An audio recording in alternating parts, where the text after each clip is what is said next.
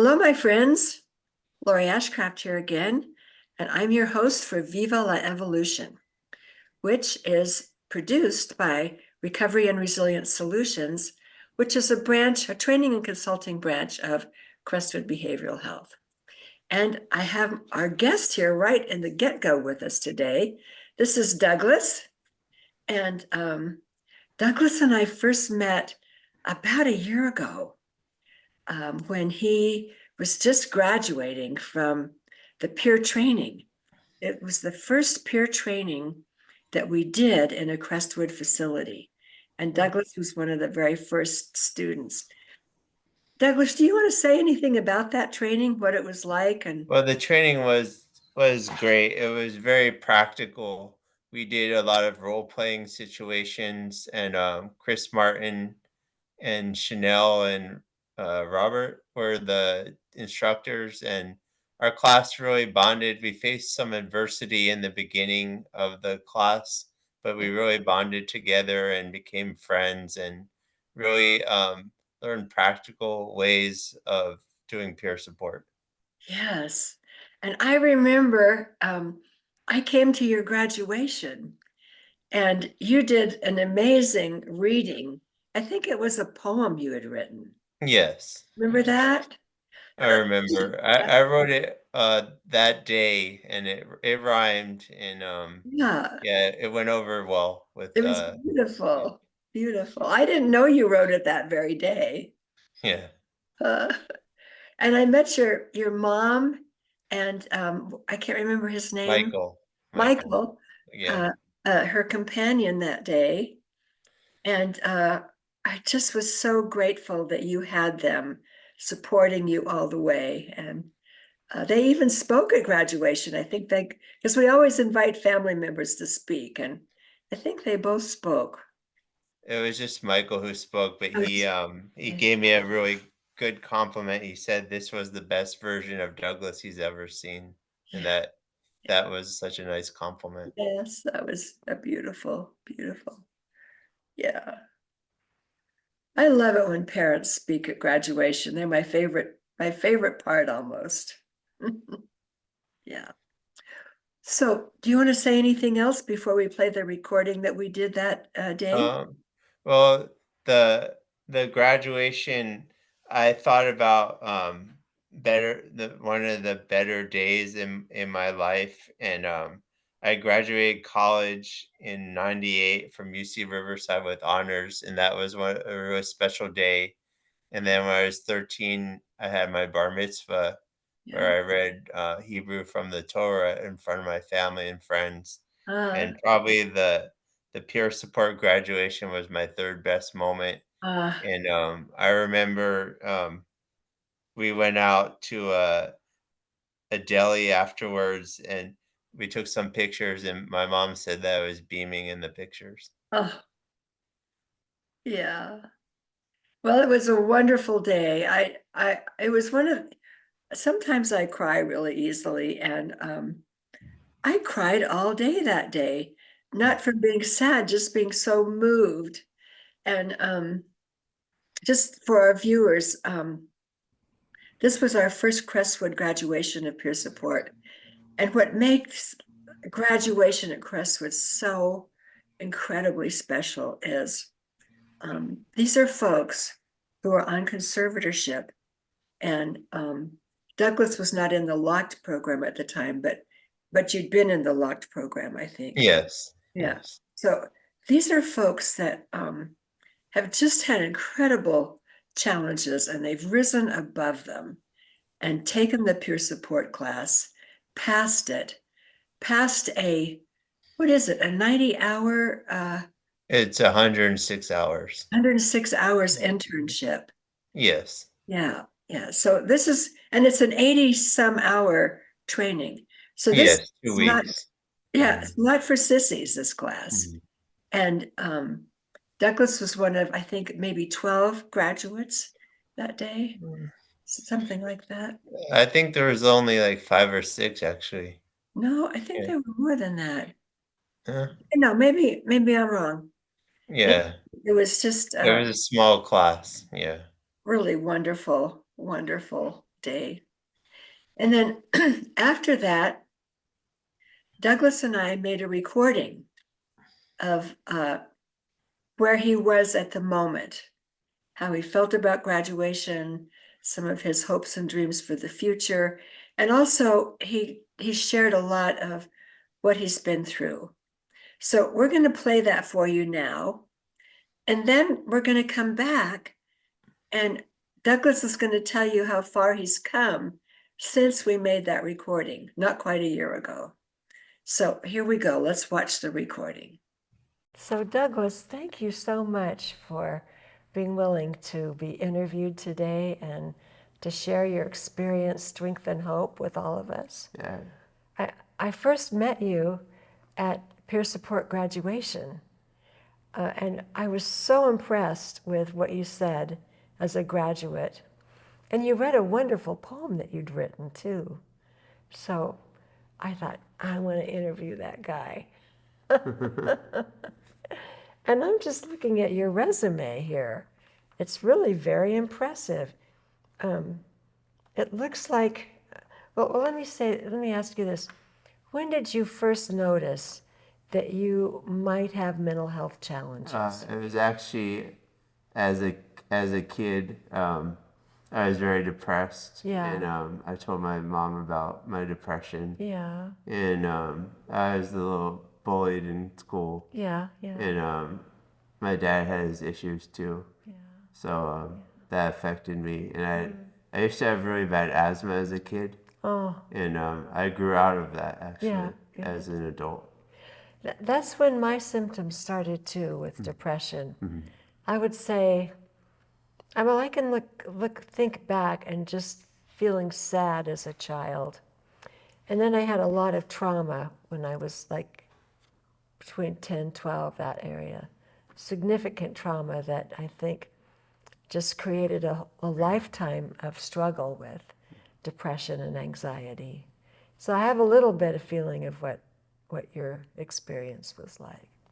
So you noticed it as a child, and then what, did you get help with that, or how did your life go after that? I had just a really tiny bit of counseling, but I struggled with depression most of my life, and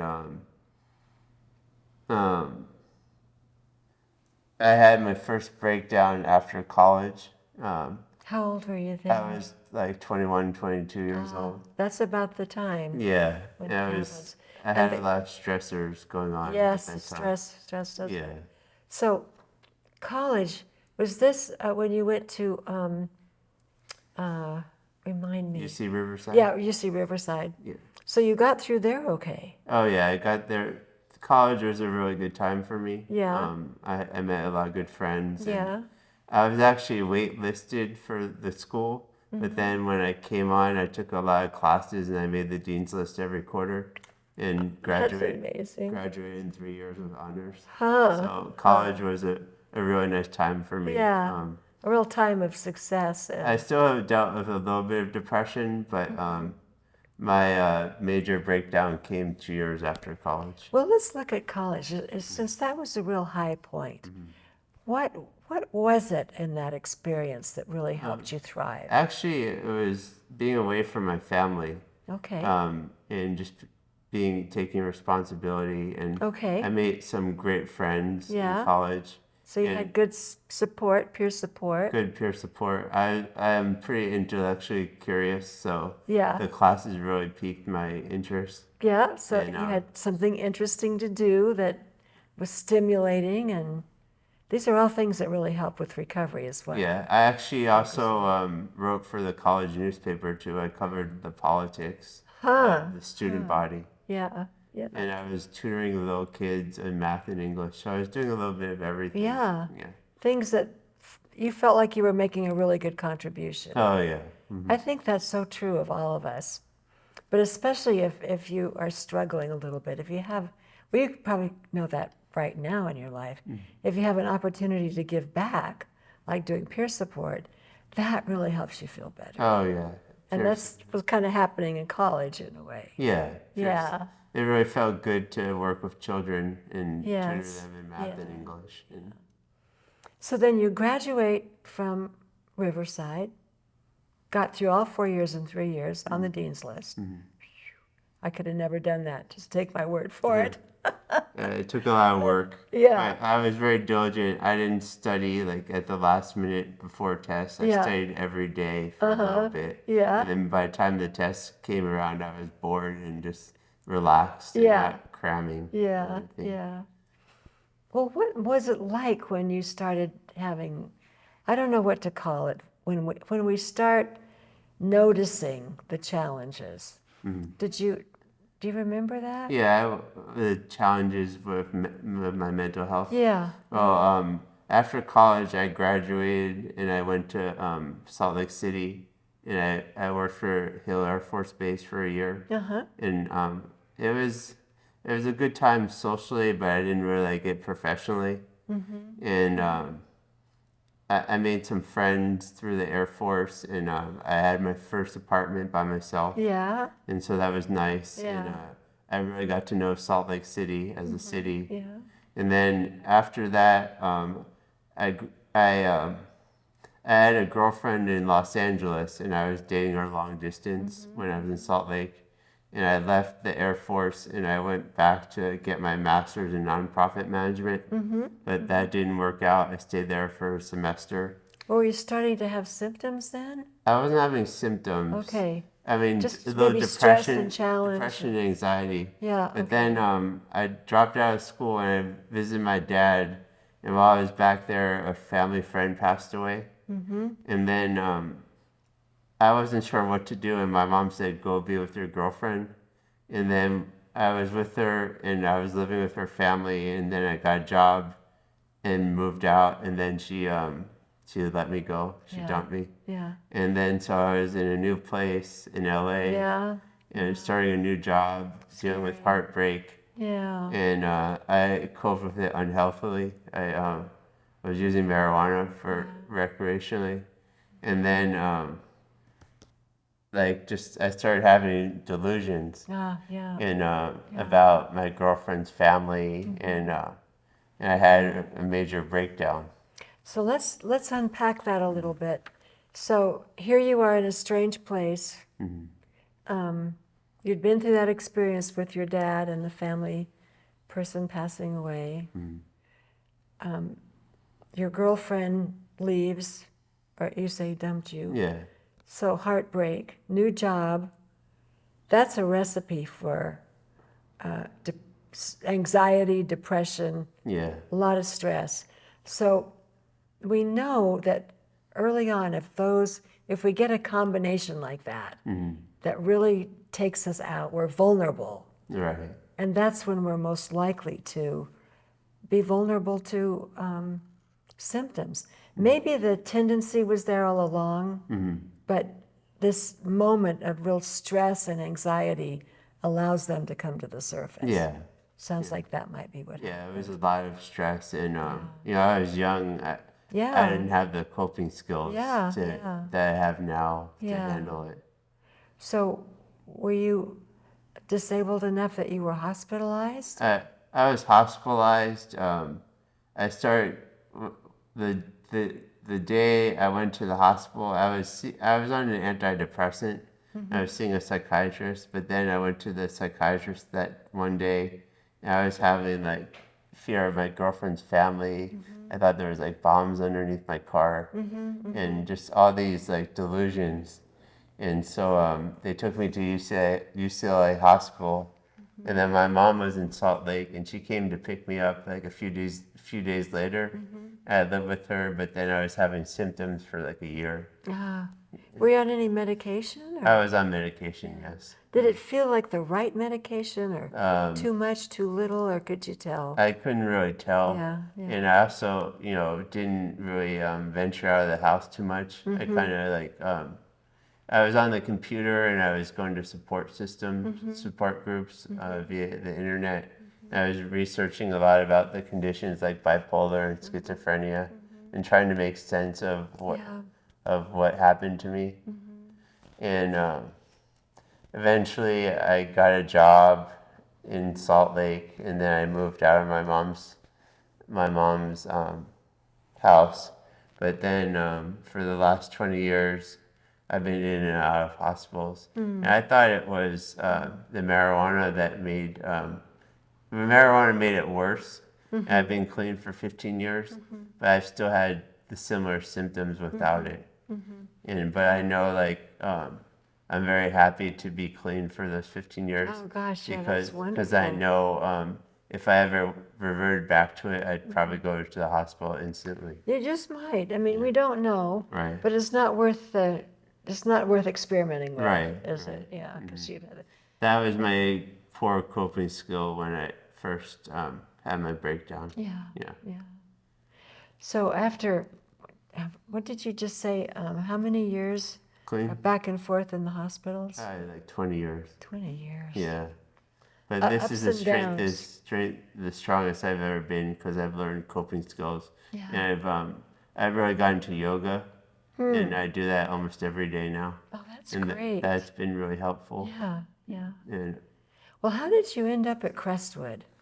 at Crestwood, let's see. Oh, one step back. Sorry.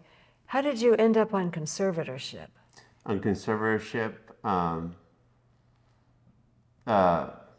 just because I've been so disabled, like just not dealing with some of the symptoms that they thought I was a danger to myself at one point, I see. or gravely disabled, but never like homicidal against. Did you ever try to get off of it?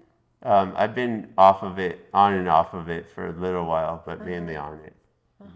But my conservatorship's up in August, and I want to fight it. But if you get off conservatorship, then you have 3 months to leave Hummingbird, and I'm really feeling like safe at Hummingbird, so I'm not in a rush to leave Hummingbird. Are you sure that you have to leave Hummingbird if you're off of conservatorship? That's what that's what they do. I'm going to check into that for you, Okay. because that shouldn't be. Those are two different systems at Yeah. play. So, and Hummingbird is not locked. No.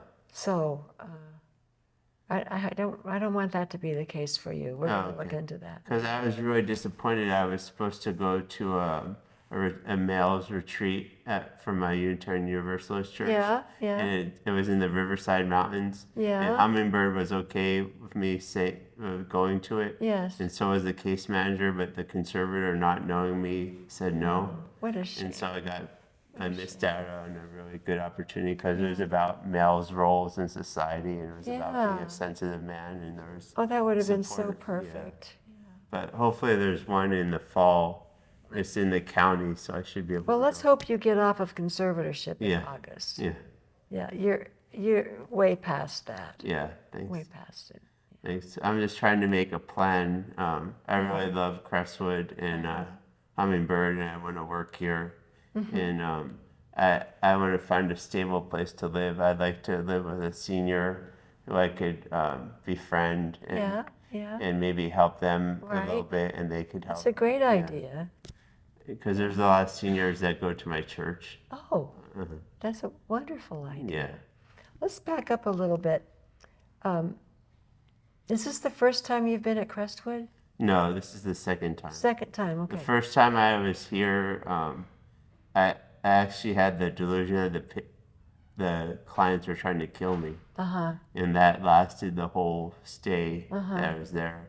And I would say you were on the wrong medication, maybe. it wasn't the medication. Okay. I was actually on more medication than I am on now, and it was just the delusions wouldn't go away. Yeah. Yeah.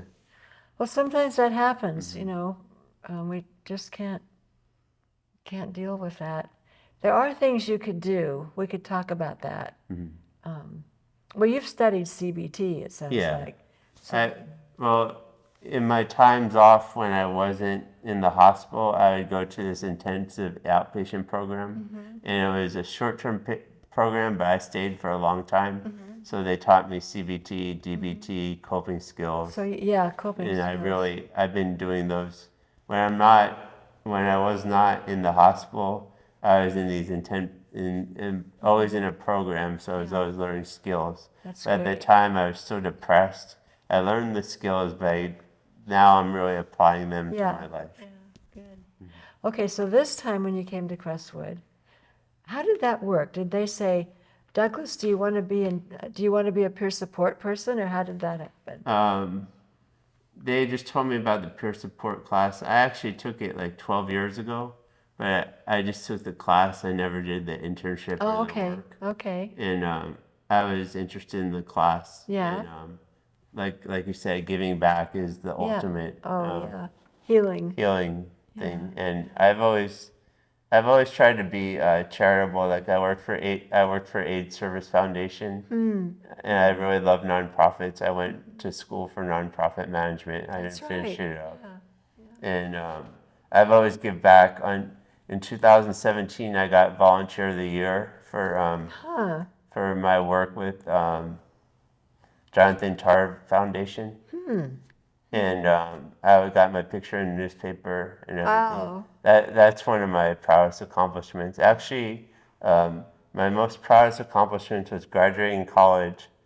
My second was my bar mitzvah when I was 13, reading Hebrew. Yeah. And then my third one was at the graduation for peer support. Oh. So that was a really special day, and I really my parents took me out to dinner afterwards, and then on Saturday I took myself out to a Mexican restaurant and coffee.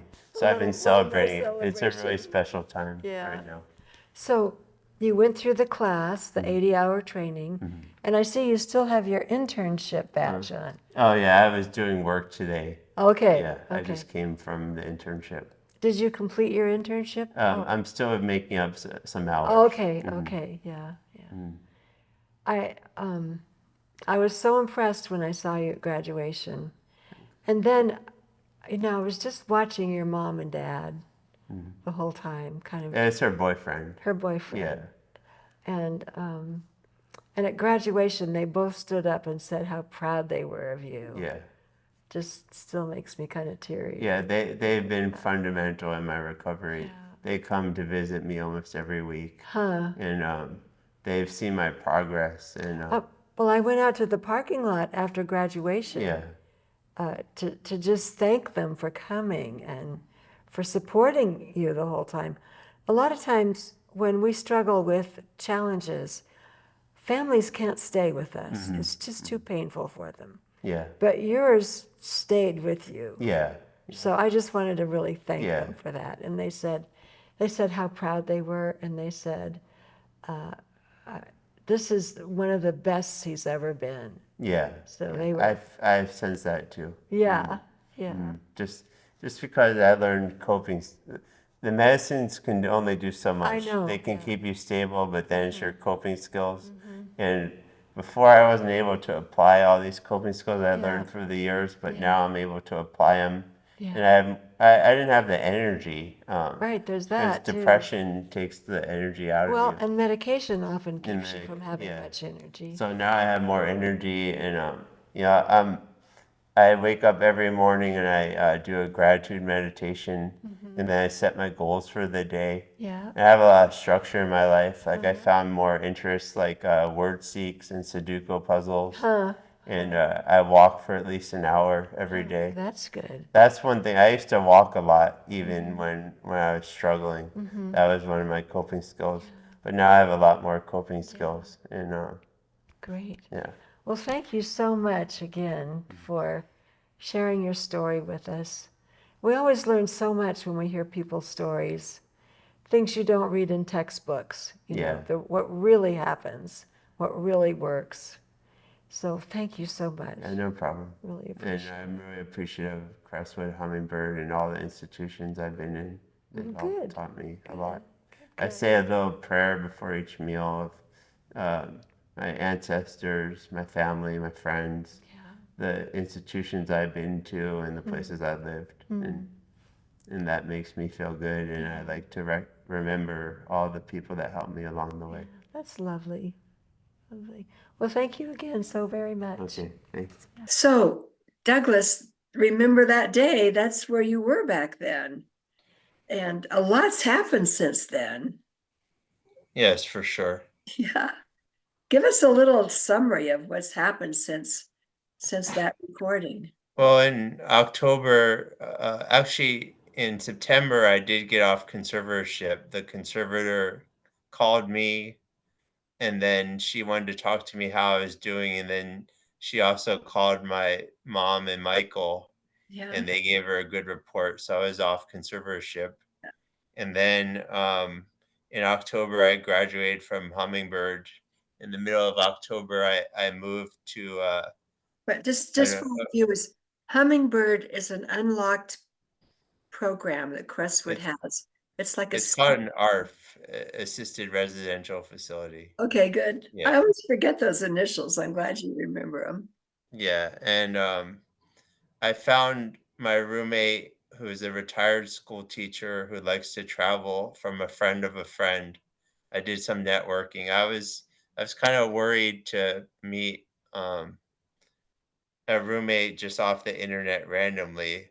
I Yeah. didn't think that would be a good situation, but we found a roommate that knew that I knew who a guy who moderated a support group I was in, and he had a friend that that was knew of a person who was looking for a roommate, and that's how we matched up.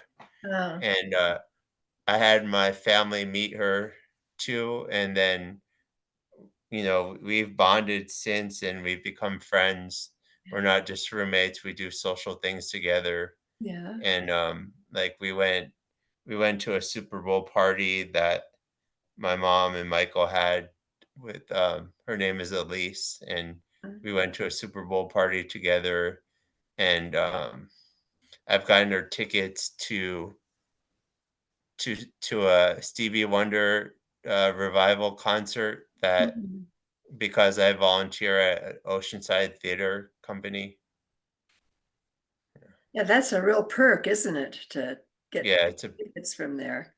it's real perk. And I go sometimes with my friend Paul, and we go up and see a show, and we get dinner, and it's just a real nice experience. And Yeah. actually, this when I take the train up to the theater sometimes during the week to volunteer.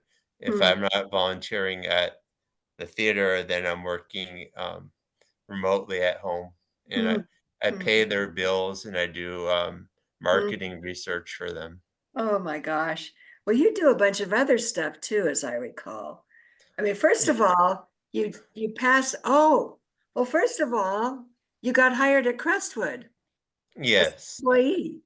yes, I was a dream catcher for about 4 or 5 months, and last week I went through the training to be a Crestwood employee, where they talked about the benefits and the responsibilities of being a Crestwood employee.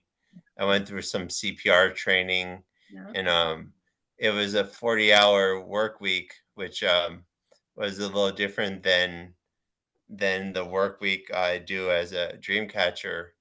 But I pushed through and made it through, and I'm glad to be done Yes. with that and become a Crestwood employee. I remember we talked when you were almost through with the new hire training and you still had CPR to do, and you were real worried about that, and you passed it with flying colors. Yeah, I was glad that I made it through CPR, and now God forbid if anyone ever needs CPR, I would have the skill set to help them Yes. out, which would Yes. help at Crestwood or in the community. Yeah. Yeah. Yeah. And okay, so that was just last week. Yeah, Just that was this past yeah, Monday. and for our viewers, if you don't know what Dreamcatchers is, it's um it's a wonderful employment program that Crestwood has, and people can work there until they can be hired on as an employee, or sometimes they work there to get more skills, to get more time under their belt, um, and then they're ready to go as a regular employee.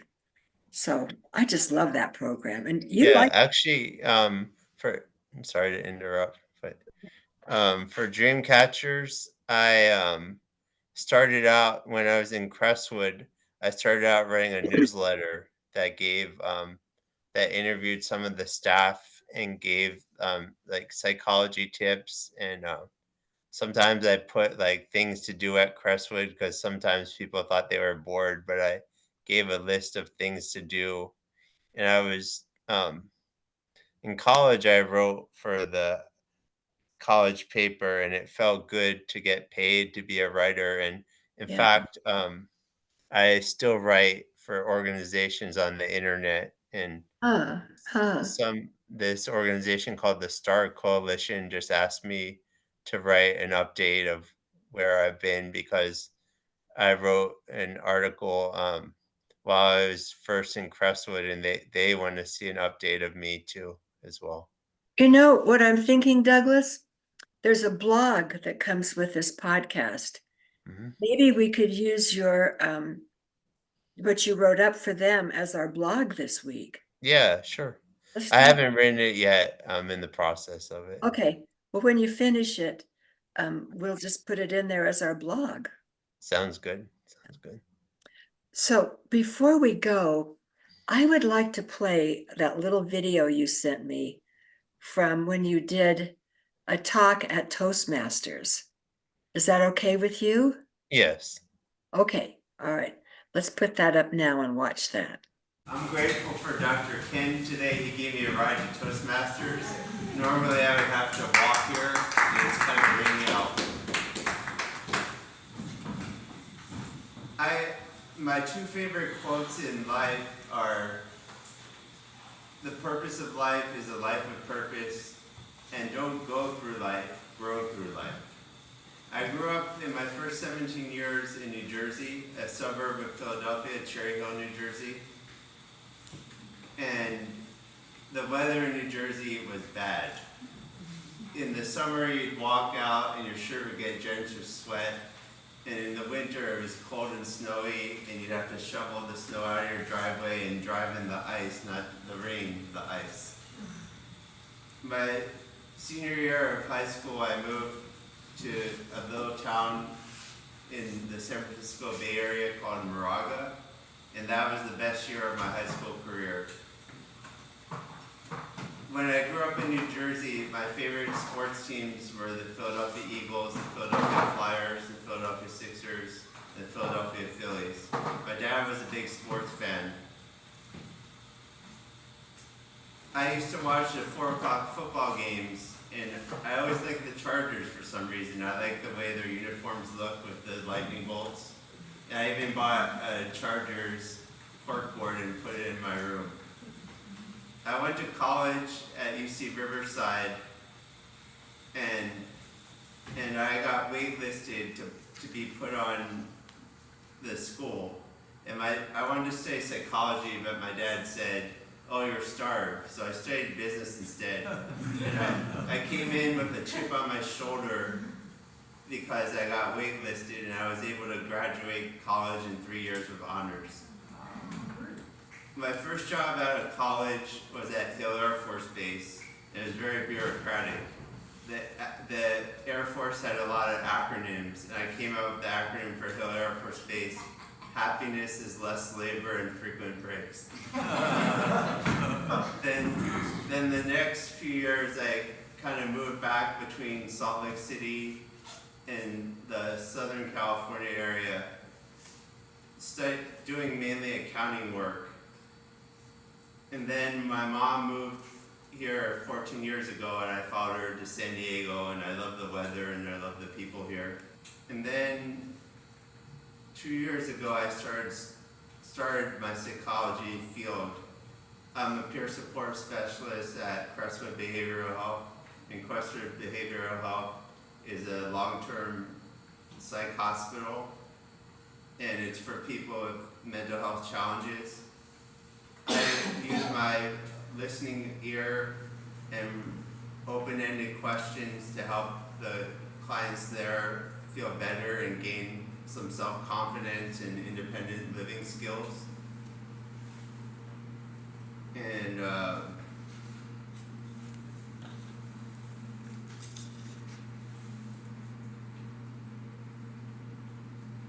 and I really enjoy the work.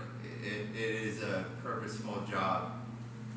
In my free time, I volunteer at Oceanside Theater as an accountant, and it's very rewarding. I like being around creative people, and I like getting free tickets to the shows. This last Saturday, they performed Freaky Friday, a Disney show, and it was with little kids, and they were really cute. I've been in several Toastmasters clubs, and in fact, I was in Long Beach Gavel Club 11, which was the 11th club in the Toastmasters history. And that was kind of a neat club. That was where I started out, in the first Toastmasters club. And I've been in a Visionaries Toastmasters in La Mesa, which was a spiritual Toastmasters club. And that's pretty rare for Toastmasters. Usually it's kind of business-like.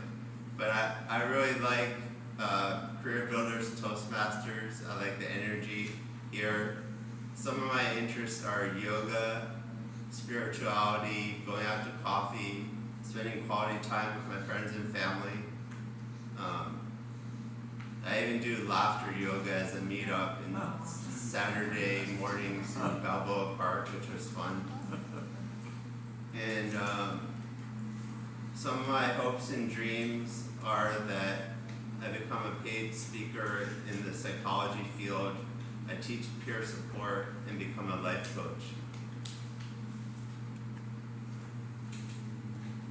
And I'm really grateful to have this club support. I know that you're only as strong as your support system with your friends and family. And I'm grateful to have this club in my support. And I thank you for helping me follow my dreams. Thank you. So that was a really good talk you did at Toastmasters, Douglas. I don't think I could have done that well. So I'm just really proud of you for what you did. Thank you. Thank you. Yeah. Yeah, I've met I just happened to in my Toastmasters group, there's a big emphasis on mental health.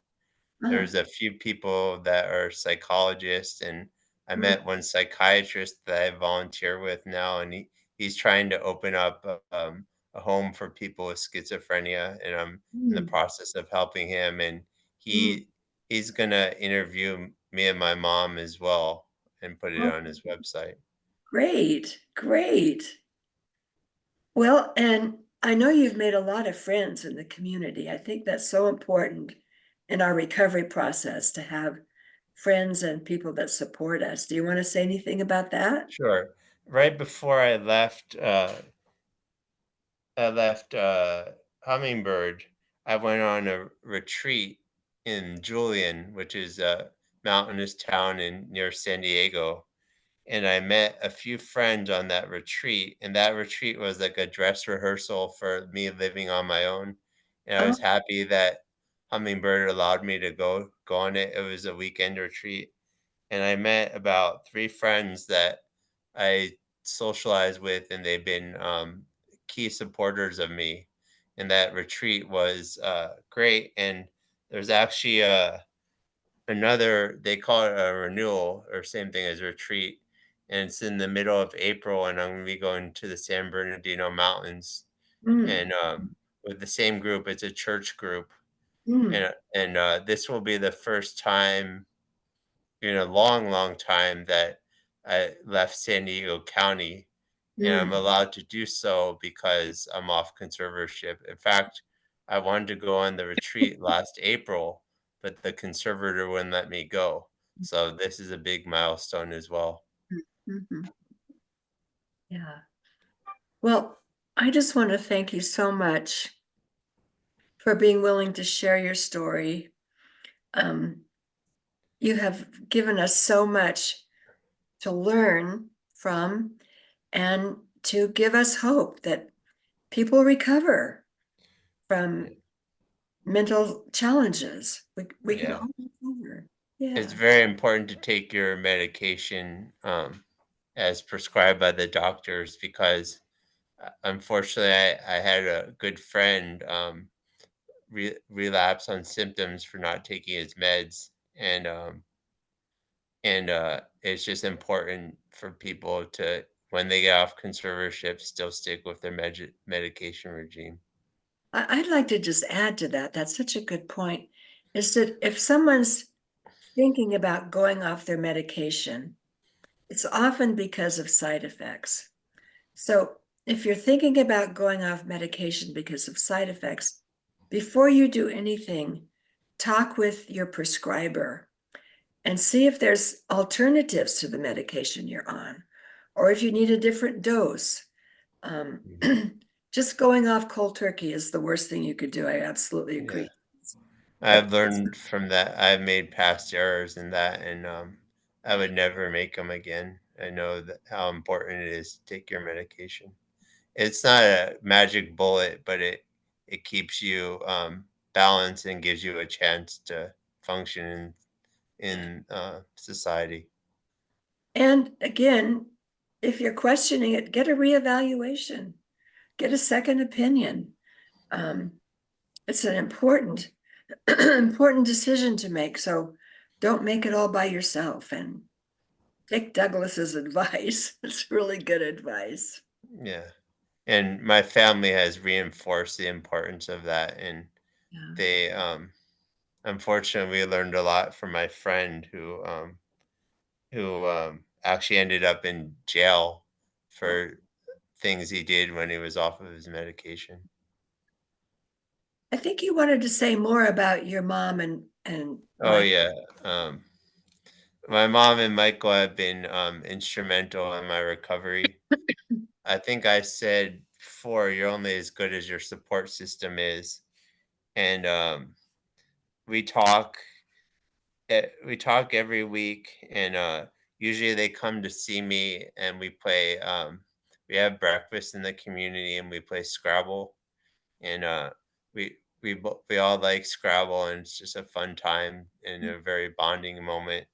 They're Yeah. going to Italy and France next week, so I missed them for a couple of weeks. But even they were so busy, they tried to come see me this week, but a glitch happened. But I'm looking forward to seeing them, and they're coming back on my birthday, Oh, good. April 2nd, and they're going to be sure to see me as soon as they can. Yeah. It's Michael's birthday, and it's my mom's birthday coming up as well. That We all sounds have birthdays in the same few weeks. like family celebration then. Mhm. Yeah. Well, thank you so much again. And to our viewers, thanks for watching. Um, we'll put Douglas's story in the blog, so you can always go back and listen to that. And as always, if you have any questions, feel free to call me. Please subscribe. That will help us out. That's just a podcast thing that we need to say. And if you want to be a sponsor, let us know that too. Happy to have you. No cost involved in that. Okay, so long for now, my friends, and we'll see you next time. Yeah.